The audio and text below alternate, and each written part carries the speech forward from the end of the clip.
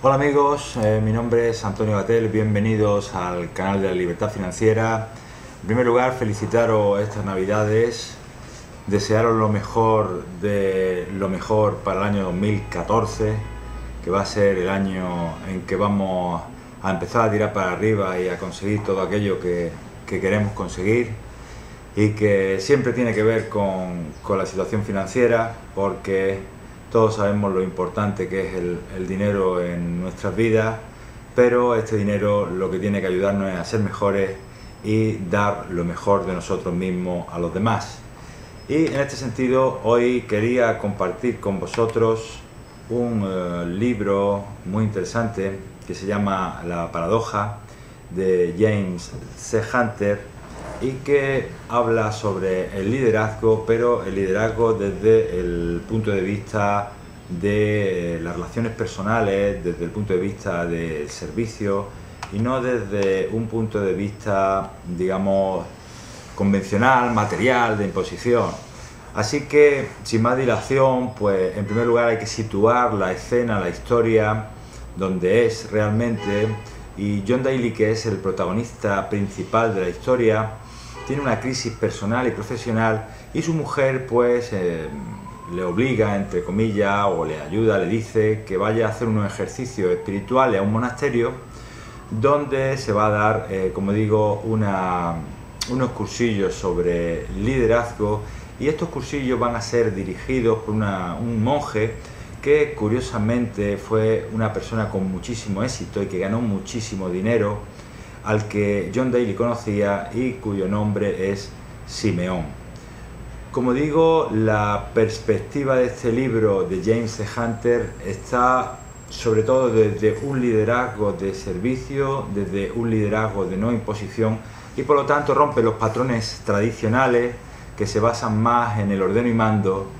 Y como digo, por eso este libro es muy interesante también para las relaciones personales y no solo para los negocios. El primer capítulo que trata sobre las bases del liderazgo, todos los capítulos empiezan con una frase que tiene que ver con cada uno de ellos, y en este caso es una frase de Margaret Thatcher, que habla de que lo de tener poder es como lo de ser una señora, si tienes que recordárselo a alguien malo. ¿Por qué es malo recordar el poder a alguien? Bueno, pues que el poder, tal como lo conocemos, requiere cierta coacción, cierta imposición.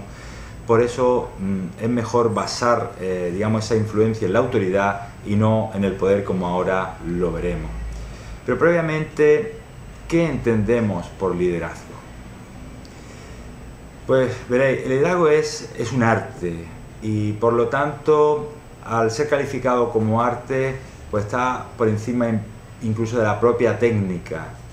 Y se trata de influir sobre las personas, pero para que actúen en beneficio de todo, en beneficio del bien común, pero con entusiasmo. Por eso es un arte, porque hay que motivar a la gente para que actúen de una manera determinada, y no en bien del líder o en bien de ellos mismos, sino en beneficio del bien común.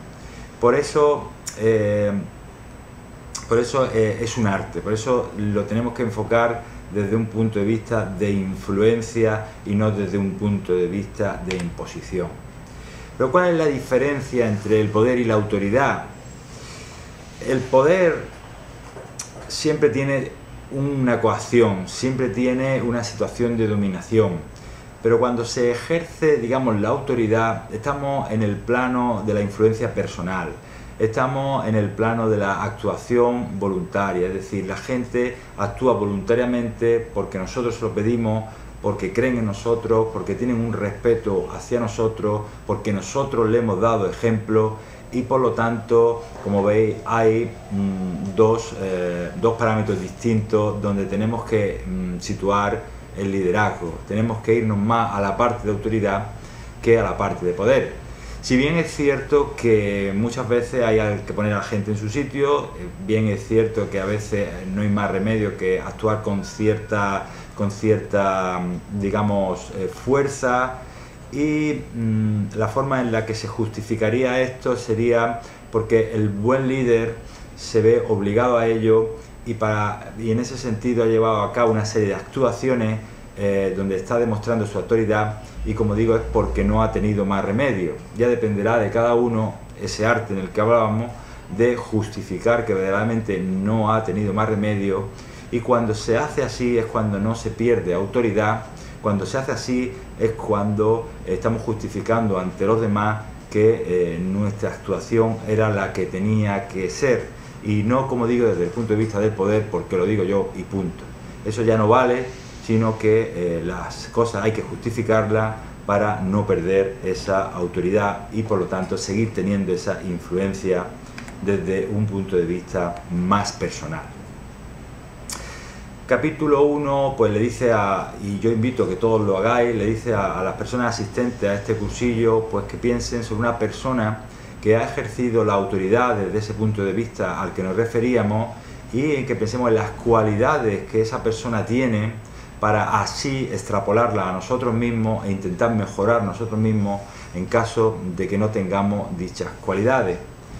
¿Cuáles son las cualidades que una persona con autoridad tiene? Bueno, pues vosotros mismos imaginaros, ¿no? Esa persona tiene que ser honrada, esa persona tiene que ser digna de respeto, tiene que mostrar una escucha activa e inteligente, y por lo tanto insisto en que hagáis un ejercicio pensando en alguna persona que haya ejercido la autoridad desde esa perspectiva e intentéis aplicarla a vosotros mismos.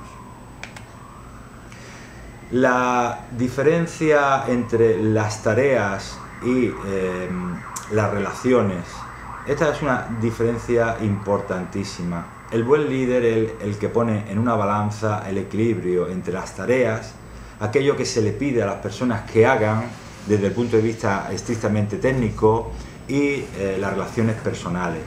No olvidemos que somos personas, no olvidemos que en los trabajos, en las estructuras, tiene que haber personas detrás, y tiene que haber unas relaciones que tengan digamos un contenido. Tenemos que preocuparnos por las personas desde el punto de vista emocional. Cuando se rompe ese equilibrio entre las personas y las tareas, cuando se rompe el equilibrio entre lo que les pedimos a ellas desde el punto de vista técnico y la preocupación por ellas desde el punto de vista humano, se produce un desequilibrio, y ese desequilibrio siempre lleva a una desmotivación en la que las personas no harán aquello que tienen que hacer. ¿Qué es lo que le da equilibrio a estas dos facetas? Pues la confianza. Y la confianza pues viene de un lado hacia otro y de otro hacia uno. Es decir, la confianza siempre es recíproca, siempre hay que verla de los dos puntos de vista. Sin embargo, el buen líder sabe que esta es una situación que tiene que equilibrarse, y el buen líder sabe, a diferencia a lo mejor del empleado o la persona que está a nuestro cargo, que tiene que fortalecer este equilibrio para que la confianza triunfe y por lo tanto ir en el camino correcto.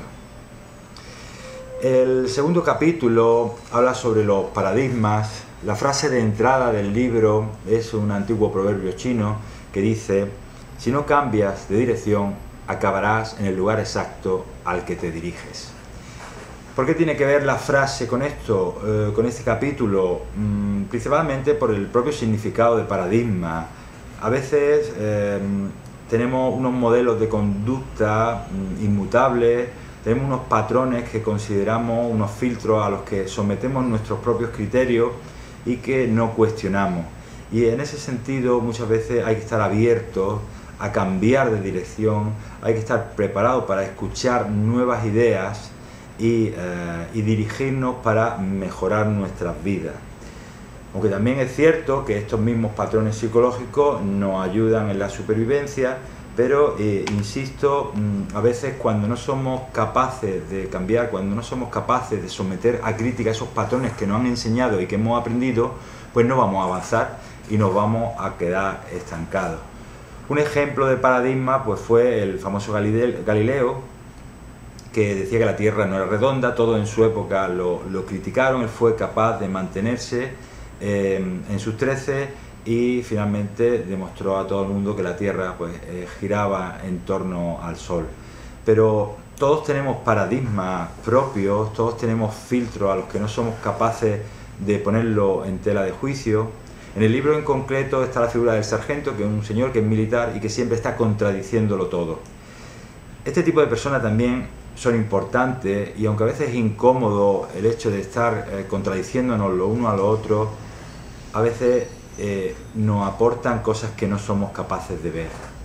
El paradigma al que se refería este sargento en esos ejercicios espirituales es que decía que los monjes son gente rara y los monasterios sitios para estar lejos. Y este es un ejemplo de paradigma simple. Todos tenemos esos prejuicios y a veces nos cerramos ante nuevas ideas. Por eso quería un poco contraponer los paradigmas en sentido, digamos, más extenso o verdades más universales con paradigmas que todos tenemos y que tenemos que estar dispuestos a cambiar si queremos mejorar. Ejemplos de paradigmas actuales y, digamos, en una escala superior que deberíamos plantearnos, pues, la seguridad de los estados. Todos nos estamos dando cuenta como los estados están cayendo frente a los mercados, nos están obligando a los ciudadanos con más impuestos, con más cargas, y tenemos que entender que esto no es lo que era, ¿no? Lo mismo pasa con el trabajo. Aquellos que no se den cuenta que para conseguir trabajo en muchos casos van a tener que cambiar de localidad, pues estarán bajo los viejos paradigmas y se quedarán estancados. Y no digamos nada del estado del bienestar, ¿no? Ya el desempleo, las pensiones, la salud, ya todas esas cuestiones están en tela de juicio, y si somos capaces de entender que esos paradigmas están cambiando, pues seremos capaces nosotros mismos de cambiar con ellos y mejorar nuestras vidas. Por lo tanto, tenemos que ser capaces de estar abiertos a las nuevas ideas. Mirad, no es posible mejorar si no estamos dispuestos a cambiar. Y es cierto que es incómodo afrontar el cambio, pero a veces es la única manera de avanzar. Invito a aquellas personas que no sepan lo que es la zona de confort a que lo busquen por internet, y comprenderán que muchas veces estamos en un entorno fácil, en un entorno que conocemos, y que no somos capaces de ponerlo, como digo, en tela de juicio, que no somos capaces de ver por qué no funciona, porque nos resulta más fácil mantenernos ahí. Y para terminar, la famosa esquema normal al que todo el mundo está acostumbrado, que es el esquema de los empleados hacia arriba, ¿no? Ese esquema está cambiando, y está cambiando precisamente porque el verdadero liderazgo funciona en base al servicio a los demás. El verdadero liderazgo funciona en enseñar a los demás a sacar lo mejor de sí mismo, preocupándonos por ello. Por eso ahora el esquema que plantea este libro es al contrario, es decir, la pirámide se invierte, y desde el presidente hacia arriba hay que tener una disposición de servicio para así, preocupándonos por los demás, sacar lo mejor de nosotros mismos y de ellos. En este sentido, hay que preocuparse de las necesidades de los individuos, y para ello es muy interesante la teoría del psicólogo Abraham Maslow. Eso es un señor que nació a principios del siglo XX, y decía que para preocuparnos él decía que la primera necesidad del hombre es la necesidad fisiológica, la vemos abajo de la pirámide, y en el momento en que cubrimos esa primera necesidad, estamos lo suficientemente motivados para pasar a la siguiente, que sería la seguridad. Una vez que pasamos esta y que tenemos cubierto esta necesidad de seguridad, ya pasaríamos y estaríamos lo suficientemente motivados para pasar a la siguiente, que sería la afiliación, y así sucesivamente. ¿Qué quiere decir con esto? Que el buen líder es capaz de entender que las personas estaremos motivados en la función que vayamos pasando por cada una de estas fases hacia arriba, para llegar a la autorrealización, que sería la última parte de la pirámide, y en la que estaría, digamos, la realización completa del individuo. Muy bien, pues muchas gracias, Hemos visto los 2 primeros capítulos y en el siguiente vídeo veremos el capítulo 3 y 4 de este interesantísimo libro de James C. Hunter, La paradoja. Bien, nos vemos y hasta pronto.